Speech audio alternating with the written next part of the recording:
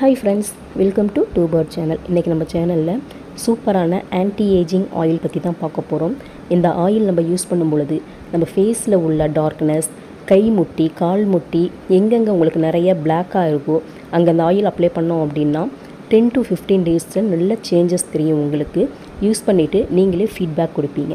அதே மாதிரி hair fall ரொம்ப இருக்கிறவங்களுக்கும் இந்த ஆயில் அப்ளை பண்ணோம் அப்படின்னா ரொம்பவே ஹேர் ஃபால் குறைஞ்சி டேண்ட்ரஃபும் தலையில் சுத்தமாக போயிடும்.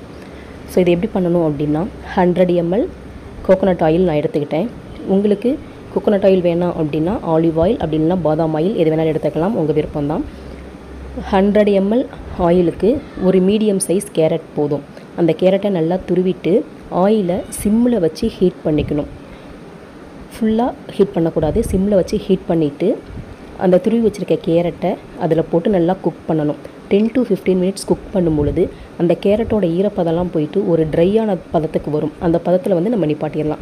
நிப்பாட்டிட்டு வேறு ஒரு வெசல்ஸில் இதை நம்ம ஃபில்டர் பண்ணி எடுத்துக்கணும். ஃபுல்லாக 2-3 டைம் ஃபில்டர் பண்ணி எடுத்துகிட்டு இதோட விட்டமின் இ கேப்சியூல் ஆட் பண்ணிக்குவாங்க. அது ஆப்ஷனல் தான், வேணும்னா ஆட் பண்ணிக்கலாம். அப்படி இல்லைனா இந்த 2 இன்க்ரீடியன்ட் மட்டும் போதும். நம்மளுக்கு எண்ணெய், கேரட் இது 2 மட்டுமே போதும்.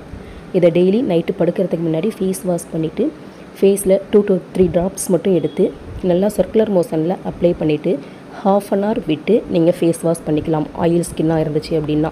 இல்லை எனக்கு நார்மல் ஸ்கின் அப்படின்னா ஓவர் நைட் விட்டுட்டு அடுத்த நாள் நீங்கள் நல்ல ஃபேஸ் வாஷ் வச்சு ஃபேஸ் வாஷ் பண்ணிக்கலாம்.